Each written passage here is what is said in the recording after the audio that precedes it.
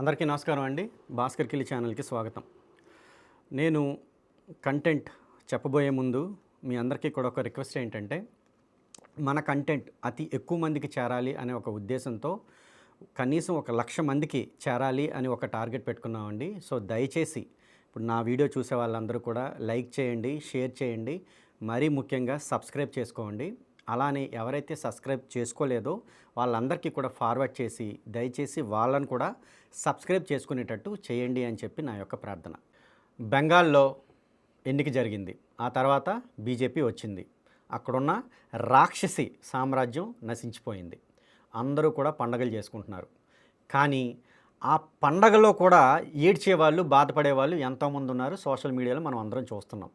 అలాంటి బాపతకి చెందిందే ఒక ఆమె ఎవరు అంటే తులసి చంద్. ఆమె ఈ బీజేపీ ఎలా గెలిచింది, లేకపోతే ఈ టీఎంసీ మమతా బేగం ఎలా ఓడిపోయింది అన్నదాని గురించి ఒక పెద్ద వీడియోనే చేసింది. అయితే ఆ వీడియో మొత్తం కూడా కాకుండా ఈ సర్ అనే ఒక దాని గురించి, అంటే సర్ అనేది తీసుకొచ్చింది కదా బెంగాల్లో బీజేపీ, దాంట్లో దాదాపుగా చాలా వరకు ఓట్లు కూడా పోయాయి. ఎవరివి, ఏమిటి, ఎందుకు పోయాయి, ఇదంతా కూడా నేను మీకు చెప్తాను. ఒకసారి తులసి చంద్ తాలూకు వీడియోలోకి వెళ్దాం. అయితే ఇంత చేసినా కూడా మిగతా రాష్ట్రాల్లో లాగా ప్రజల్ని తన వైపు తిప్పుకోవడానికి ఏం చేస్తే వీలవుతుందో అవన్నీ చేసినా కూడా అవి సరిపోదు అని చెప్పి బీజేపీ బెంగాల్లో అనుకుంది. సామదాన భేద దండోపాయాల్ని ప్రయోగించాలి అని చెప్పి ఫిక్స్ అయింది. నాకు ఒక్క మాట అర్థం కావట్లేదండి. సామదాన భేద దండోపాయాలు కేవలం బెంగాల్ మీదే ఎందుకు వాడాలి? అటుపక్క తమిళనాడు ఉంది, ఇటుపక్క కేరళ ఉంది, అంతెందుకు రా రా అని పిలుస్తున్న ఇటుపక్క తెలంగాణ ఉంది. కేవలం బెంగాల్ మీద మాత్రమే ఎందుకు వాడాలి? మొత్తం భారతదేశం అంతా కూడా కావాలి అనుకుంటే అన్నీ వాడేసి తమ తాలూకు పవర్ యూజ్ చేసేసుకొని బీజేపీ అధికారంలోకి వచ్చేయచ్చు కదా, మరి ఎందుకు రాలేదు? అది కాకుండా 3 టర్మ్స్ మన మమతా బేగమ్మే ఎందుకు అక్కడ వచ్చింది? లాస్ట్ టైం అయితే సర్వశక్తులు పెట్టి పోరాడింది బీజేపీ. మరి ఎలా మమత మాత్రమే వచ్చింది? మరి ఎందుకు అక్కడ బీజేపీ ఓడిపోయింది? ఈ చిన్న లాజిక్ మిస్ అయితే ఎలా చెప్తాను. అసలు మన అక్క బాధ ఏంటో కూడా ఒకసారి నేను మీకు చెప్తాను. ముందుకెళ్దాం. సో ఈ విషయం అమిత్ షా, మోదీలకు తెలిసినంతగా ఇంకెవరికీ తెలియదు. అందుకోసం మొత్తం కేంద్ర వ్యవస్థలు తన చేతిలో ఉన్నాయి కాబట్టి ఎస్ఐఆర్ అస్త్రాన్ని బెంగాల్ మీద చాలా బలంగా ప్రయోగించింది కేంద్ర ప్రభుత్వం. సో ఈ ఎస్ఐఆర్ఏ బెంగాల్లో బీజేపీని గెలిపించిన అసలు సిసలు కారణము అని చెప్పి ప్రముఖ విశ్లేషకులు చెప్తున్నారు. ఓటర్ల జాబితా ప్రక్షాళనలో భాగంగా చేపట్టిన ఎస్ఐఆర్ ద్వారా బెంగాల్ మొత్తం ఓటర్లలో 90,66,000 ఓట్లను డిలీట్ చేశారు. ఈ ప్రభావం మొత్తం నియోజకవర్గాల మీద పడింది. ఏ స్థాయిలో అంటే ఈసారి బీజేపీకి 45% ఓట్లు వస్తే టీఎంసీకి వచ్చిన ఓట్ల శాతము 41, తేడా జస్ట్ 4%. కానీ ఆ 4% ఓట్ల తేడాతోనే అనేక కీలకమైన స్థానాల్ని టీఎంసీ కోల్పోయింది, బీజేపీ పొందింది.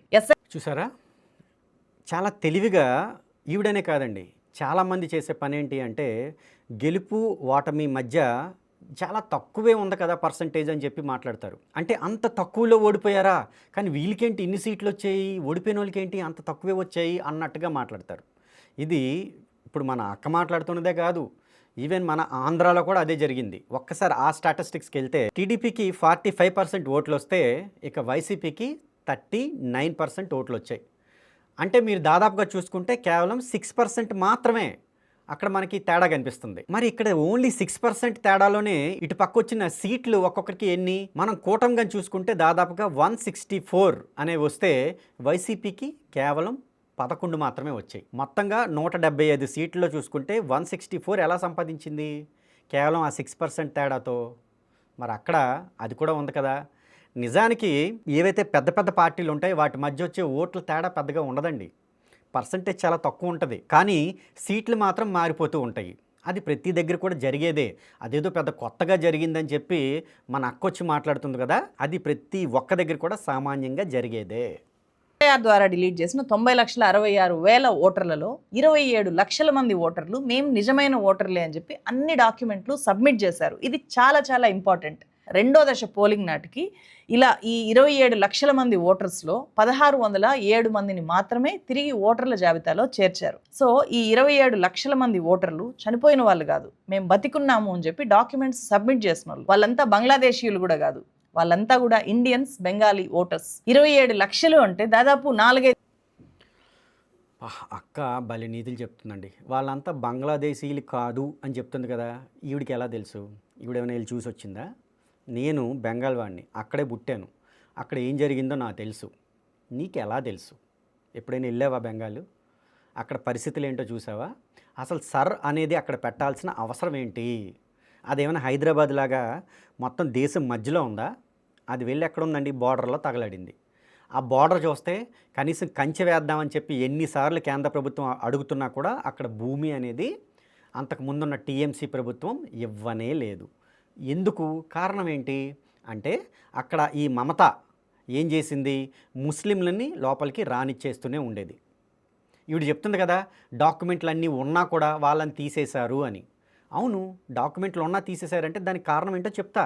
కానీ దానికి ఇంకొక ముఖ్యమైన కారణం ఏంటి అంటే ఎవరెవరైతే ముస్లిమ్స్ వచ్చారో వాళ్ళందరికీ కూడా ఈ మమతా బేగం డాక్యుమెంట్స్ ఇచ్చేసింది. వెస్ట్ బెంగాల్లో ఒక జోక్ ఉంది, ఎవరి దగ్గర అయితే అన్ని డాక్యుమెంట్లు ఉంటాయో ఆడు బంగ్లాదేశ్ నుంచి వచ్చాడని చెప్పుకుంటారు. ఎవరైతే ఇండియన్ అవుతాడో వాడికి ఏదో ఒక డాక్యుమెంట్ మిస్ అవుతుంది అనమాట. ఎందుకంటే వాడు ఈ యొక్క ప్రభుత్వం తాలూకు ఆఫీసుల చుట్టూ తిరగాలి, వాళ్ళ చుట్టూ తిరగాలి. మనకు తెలుసు ప్రభుత్వంలో ఎలాంటి పనులు ఎలా జరుగుతాయో. సో వాడికి ఏదో ఒకటి మిస్సింగ్ ఉంటుంది. ఇమ్మీడియట్గా వాడు బంగ్లాదేశ్ నుంచి రాగానే అన్నీ రెడీగా ఉంటాయి అన్నమాట. అక్కడ వాడికి అన్నీ తెచ్చి ఇచ్చేస్తారు. ఎందుకు ఇస్తారు అంటే వాడు ఇండియన్ పౌరుడు అని తెలిసిన తర్వాత లేదా అయిన తర్వాత వాడు మమతాకే ఓటేస్తాడు కనుక అలానే గెలుచుకుంటూ వచ్చింది. మొత్తం బార్లా తెరిచి పడేసింది. అయితే ఇక్కడ సర్కి ఏంటి ఇక్కడ కట్ ఆఫ్ అంటే ఇప్పుడు మన అక్క చెప్తున్నట్టు డాక్యుమెంట్లు ఉన్నా కూడా తీసేశారు అనేది కాదు. ఇంతకు ముందు ఓటింగ్ ఎప్పుడంటే 2021లో అయింది, ఇప్పుడు 2026లో అయింది. సో 2021లో ఎవరైతే ఓట్లు వేశారో వాళ్ళు మాత్రమే ఇప్పుడు ఓట్లు వేయాలి. ఆ తర్వాత వాళ్ళు ఎవరికి కూడా ఛాన్స్ లేదు అని చెప్పి ఒక కట్ ఆఫ్ తీసుకొచ్చారు. జనరల్గా ఎక్కడైనా కట్ ఆఫ్ అనేది ఎక్కడో ఒక ప్లేస్లో పెడతారు. అంటే ఆ కట్ ఆఫ్లో చూసుకుంటే హిందువులైనా కూడా వాళ్ళ తలకు ఓట్లు పోయాయి. మరి వాళ్ళు ఎందుకు 2021లో వేయలేదు? సో హిందువులు కూడా పోయాయి, బట్ జనరల్గా ముస్లిమ్స్ ఎక్కువ పోయాయి. మరి 2021 కట్ ఆఫ్ పెట్టడానికి కారణం ఏంటి అంటే ఆ తర్వాత ఈమె మొత్తం గేట్లు తెరిచేసింది కనుక బంగ్లాదేశ్ వాళ్ళంతా వచ్చి వెస్ట్ బెంగాల్లో చేరిపోయారు కనుక మరి వాళ్ళందరినీ తీయాలి అంటే మరి వాళ్ళ దగ్గర డాక్యుమెంట్లు అన్నీ ఉంటాయి. డాక్యుమెంట్లు చూసామనుకోండి, మరి ఎవరిని ఎలా మరి వాళ్ళు బంగ్లాదేశ్ అని చెప్పి మనకు తెలుస్తుంది. సో 2021లో వాడు ఓటు వేయకపోతే వాడు ఖచ్చితంగా బంగ్లాదేశీ. సింపుల్. ఆ లాజిక్ పెట్టుకొని మొత్తం అందరినీ లేపేశారు. అదే టైంలో కొంతమంది హిందువులు కూడా ఉన్నారు. హిందువులు కూడా చాలామందిని తీసేశారు. ఇప్పుడు ఇవిడు చెప్తుంది కదా 1600 మంది అంటే వాళ్ళు పర్ఫెక్ట్గా మిగతా కూడా ప్రూఫ్లు ఉన్నాయి కనుక వాళ్ళందరినీ చేర్చుకున్నారు. అందుకే మిగతా వాళ్ళందరినీ తీసేశారు. అందులో తప్పే ఉంది. అంటే ఈవిడ ఎలా ప్రొజెక్ట్ చేస్తుందంటేనండి, మమత ఎవరినైతే ముస్లిమ్స్ అందరినీ, ఇక్కడ ముస్లిమ్స్ అని కూడా కాదండి, చొరబాటుదారులు అని చెప్పాలి. వాళ్ళు ముస్లిమ్సా, క్రిస్టియన్సా, హిందూసా సెకండరీ. వేరే దేశం నుంచి మన దేశంలోకి ఇలా వచ్చేస్తుంటే వాళ్ళు ఏం చేస్తున్నారు? ఒక్క వెస్ట్ బెంగాల్లోనే ఉండట్లేదు, పూర్తిగా కేరళ వరకు చొచ్చుకుపోతున్నారు. ఎక్కడ పడితే అక్కడ బీభత్సమైన దౌర్జన్యాలు చేసుకుంటూ వెళ్తున్నారు.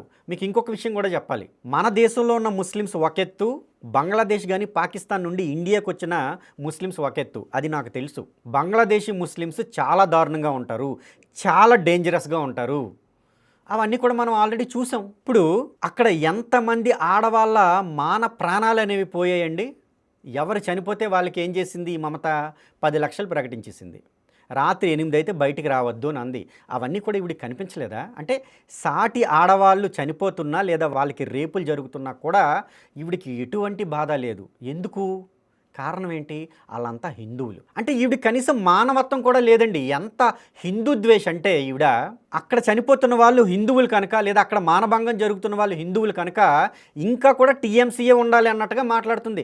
ఇంకా అక్కడ ముస్లిమ్సే ఉండాలి అన్నట్టు మాట్లాడుతుంది. అక్కడ బీజేపీ రాకూడదు, అక్కడ ఈ సర్ర అనేది జరగకూడదు, వాళ్ళంతా రావాలి, హిందువులను అందరినీ చంపేసి పడేయాలి. ఇంకా ఈవిడ తాలూకు తెలివితేటలు ఎలా ఉన్నాయంటే ఈ తాలూకు వీడియోలోనే చూడండి. ఫ్యామిలీలో అనుకోకుండా హెల్త్ ప్రాబ్లం వస్తే హాస్పిటల్ బిల్స్ కోసం ఆస్తుల్ని అమ్ముకునే పరిస్థితులు లేకుండా చూసుకోవాలి. అందుకోసం ప్రతి ఫ్యామిలీకి ఒక మంచి హెల్త్ ఇన్సూరెన్స్ పాలసీ ఉండాలి. రెండోది, ఇంటిని పోషించే వ్యక్తికి ఏదైనా జరిగితే ఆ కుటుంబం రోడ్డున పడకుండా జాగ్రత్త పడాలి. సంపాదించే వ్యక్తి ఉన్నా లేకపోయినా ఫ్యామిలీ గౌరవప్రదంగా బతకాలి అంటే ఖచ్చితంగా టర్మ్ ఇన్సూరెన్స్ తీసుకోవడం చాలా ఇంపార్టెంట్. అంటే మీ హిందువులు ఎప్పుడు చచ్చిపోతారా కనుక ఎందుకైనా మంచిది మీరు ముందుగా ఇన్సూరెన్స్ తీసుకొని చచ్చిపోండి అని చెప్పి ఇన్సూరెన్స్ అడ్వర్టైజ్మెంట్ కూడా చేస్తుంది ఈవిడ.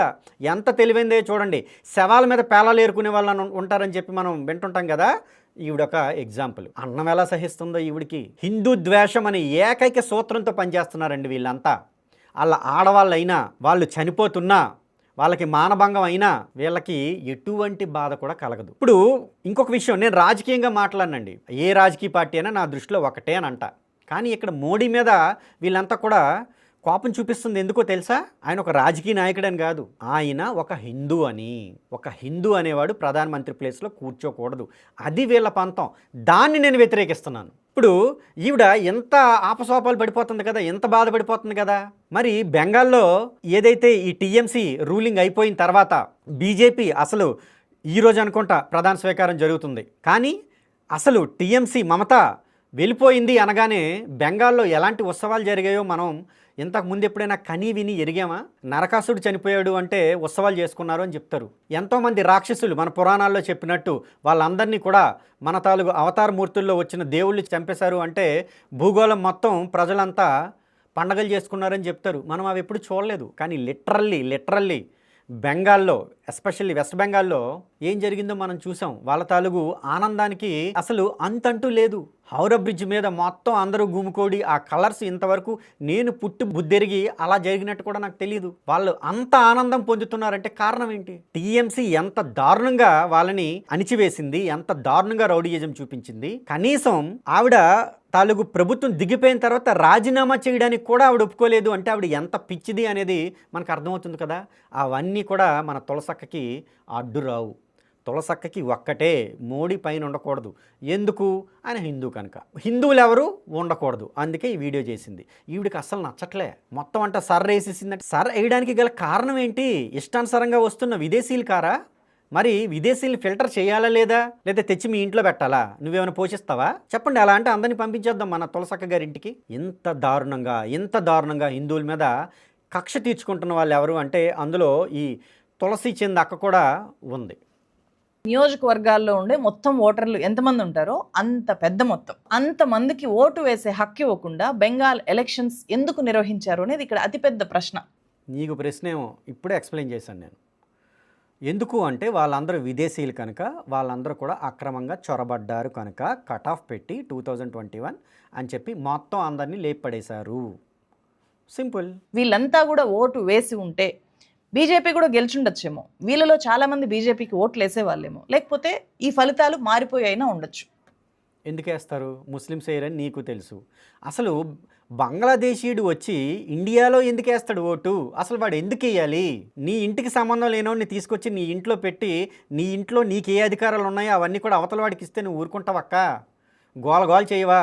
అసలే సజ్జనారు ఇల్లు నీకు బాగా తెలుసు, వెంటనే వేసుకెళ్ళిపోతావు కదా బండి వేసుకొని నా ఇంట్లో ఎవడో దూరిపోయాడు అని చెప్పి ఒక అర్జీ పెడతావు కదా, అది సోషల్ మీడియా అంతా ప్రచారం చేస్తావు కదా. మరి అదే హక్కు వెస్ట్ బెంగాల్లో ఉన్న హిందువులకి లేదా అక్క? ఎవడో పక్కింటోడు, పక్క దేశంవాడు, పక్కింటోడు కూడా కాదు పక్క దేశంవాడు వచ్చి వీళ్ళ తాలూకు అన్ని అధికారాలు తీసేసుకొని వీళ్ళ మీద దౌర్జన్యం చేస్తూ వీళ్ళ మాన ప్రాణాలు సంరక్షించకుండా ఇష్టానుసారంగా చేస్తుంటే అటు పక్క పైన కూర్చున్న బంగ్లాదేశ్ నుంచి వచ్చిన దీది, ఎవరికి దీది? ముస్లింలకి దీది, మనకి బేగం. మరి అంత దారుణమైన దౌర్జన్యాలు అక్కడ జరుగుతుంటే వాళ్ళకి ఎందుకు ఓటు హక్కు ఇవ్వాలక్క? కానీ వాళ్ళకు ఓటు వేసే హక్కు ఇవ్వడం అనేది ఇక్కడ ముఖ్యం కదా. వాళ్ళని అనర్హులుగా తీసేయడానికి చెప్పిన రీజన్ ఏమీ లేదు. ఇలా అర్హులైన ఎందుకు లేదు? ఇంతసేపు ఎక్స్ప్లెయిన్ చేశాను, నువ్వు వినలేదు. ఎందుకంటే నీకు వినాలని అనిపించలేదు. ఓటర్ జాబితా నుంచి తొలగించి మరీ ఎలక్షన్స్ నిర్వహించడం ద్వారా ప్రజాస్వామ్య విలువల్ని కాపాడాలి అనే ఉద్దేశం కంటే ఖచ్చితంగా బెంగాల్ని హస్తగతం చేసుకోవాలి అనే కసే ఎక్కువగా కనిపిస్తుంది. ఎవరికి? నీకా లేదా నీలాంటి కమ్యూనిస్టులకా? ఒకవేళ నిజంగా హస్తగతం చేసుకోవాలి అనుకుంటే లాస్ట్ టైమే హస్తగతం చేసుకుని ఉండేది కదా, ఇప్పుడు దాకా ఎందుకు వెయిట్ చేయాలి?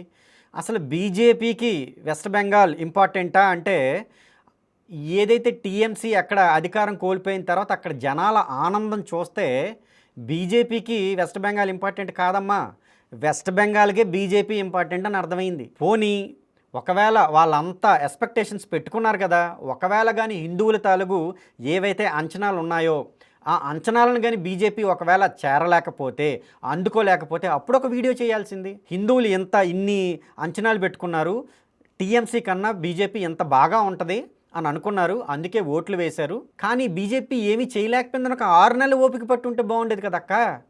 అప్పుడు నీకు నచ్చినన్ని తిట్టు, మేము కూడా అందులో చేరుతాం, మాకేమీ బీజేపీ అంటే ఇంట్రెస్ట్ లేదు. కానీ బీజేపీలో ఉన్న మోడీ అంటే కేవలం హిందూ అని నువ్వు ద్వేషిస్తున్నావు కదా, దాన్ని నేను డెఫినెట్గా వ్యతిరేకిస్తాను. ఇంకా వచ్చింది ఈరోజే ముఖ్యమంత్రి కూడా చెప్పారు, వాళ్ళు కొంత టైం ఇవ్వాలి. ఆ టైం తర్వాత ఒకవేళ వాళ్ళు ఏమైనా చేయకపోతే నువ్వు ఒక వీడియో చేయి, ఎలాగో చేస్తావు, నీ పనే అది. కాంగ్రెస్ అక్కడ ఏం చేసింది, నీకు సంబంధం లేదు. కమ్యూనిస్టులు ఏం చేశారు, నీకు అసలే సంబంధం లేదు, ఎందుకంటే వాళ్ళందరూ నీ బంధువులు. ఇకపోతే టీఎంసీ, మీ అక్కలు చెల్లెళ్ళు వాళ్ళందరూ, సో వాళ్ళ గురించి కూడా నీకు బాధ. అసలు టీఎంసీ పోయిందని చెప్పి బాధపడుతున్న వాళ్ళు ప్రథమంగా నాకు తులసి చంద్ గారే కనబడుతున్నారు. మిగతా ఎవరికి కూడా అక్కడ బాధ లేదు. మిగతా అంటే బంగ్లాదేశీలు ఎలాగో బాధపడతారు, వేరే దేశం వాళ్ళ గురించి మనం ఎందుకు మాట్లాడాలి. ఈ దేశంలో ఉండి కూడా కాంగ్రెస్ వాళ్ళు కాకుండా నేను చూస్తున్న వాళ్ళు అత్యంత బాధపడుతున్న వాళ్ళు ఎవరు అంటే నాకు ప్రముఖంగా శ్రీమతి తులసి చంద్ గారే కనబడుతున్నారు. ఇప్పుడు అర్థమైంది కదండి, ఈవిడ తాలూకు హిందూ ద్వేషం ఏంటి అనేది చాలా క్లియర్గా కనబడింది. ఈవిడ అనుకుంటుంది మన ద్రోరాటిలాగా ఏదో నేనంతా కూడా చాలా వరకు డేటా ఇచ్చేస్తున్నాను, నేను డేటా చెప్పి జనాలందరినీ మోసం చేసేస్తున్నాను అని. కొన్ని విషయాల్లో నిజంగానే కొన్ని అటువైపు తప్పులు ఉంటాయి కనుక ఈవిని మనం సమర్థించాల్సిందే. కానీ ఇలాంటి విషయాల్లోనే వీళ్ళ తాలూకు హిందూ ద్వేషం ఏంటి అనేది బయటపడుతుంది. నాకు రాజకీయంగా ఎవరు ఎటుపోతున్నారు ఏంటి అనేది I don't care and I don't mind. But హిందువులు ఇక్కడ విక్టిమ్స్, ఎస్పెషల్లీ వెస్ట్ బెంగాల్లో అయితే దారుణమైన పరిస్థితుల్లో వాళ్ళు ఉన్నారు. కాస్త కోస్త ఇప్పుడు వాళ్ళు ఊపిరి పీల్చుకుంటున్నప్పుడు కూడా నీ ఏడుపులు ఏంటక్క, మానవత్వం అనేది లేదా నీకు? అంతమంది అక్కడ అలా ఉంటే కేవలం నీకు హిందూ ద్వేషంతో కళ్ళు పోయాయా, కళ్ళు మూతలు పడిపోయాయా, అన్నం ఎలా సహిస్తుంది, అసలు అన్నం తింటున్నావా నువ్వు అనే డౌట్లు కూడా నాకు వస్తున్నాయండి. అసలు ఈవిడ మనిషేనా అనే అనుమానం కూడా నాకు వస్తుంది. ఎందుకంటే అక్కడవన్నీ ఈవిడికి తెలుసు. కానీ ఆ కమ్యూనిజం లేకపోతే హిందువు మీద ద్వేషం, బీజేపీ మీద ద్వేషంతో ఈవిడ ఎక్కడికో వెళ్ళిపోతుంది. ఇలా అయితే అక్క మిగతా వాళ్ళు చచ్చిపోకముందు ఇన్సూరెన్స్ తీసుకోవడం కాదు, నువ్వే కొంచెం ముందు ఇన్సూరెన్స్ తీసుకోవాల్సిన పని ఏర్పడుతుందేమో నాకు డౌట్ వస్తుంది. ఎందుకంటే ఇంత హేట్రేడ్ అనేది ఎవరికీ మంచిది కాదు, నీ ఆరోగ్యం మీద కూడా పడవచ్చు. ఎందుకైనా మంచిది, మేము అందరూ బాగుండాలని ఆశిస్తాం కనుక ఎందుకైనా మంచిదక్క, నువ్వెచ్చే అడ్వర్టైజ్మెంట్లో ముందు నువ్వే ఒక ఇన్సూరెన్స్ తీసుకొని అట్టే పెట్టుకో. ఏమో ఇన్ ఫ్యూచర్లో ఎంతగా నువ్వు బాధపడిపోతున్నావు కనుక నీ ఆరోగ్యం ఎలా ఉంటుందో ఆ ఆరోగ్యం బాగుండాలని కూడా నేను సకల దేవతలకి కోరుకుంటున్నాను. చూస్తున్న ప్రేక్షకులందరికీ నమస్కారం అండి. జై హింద్.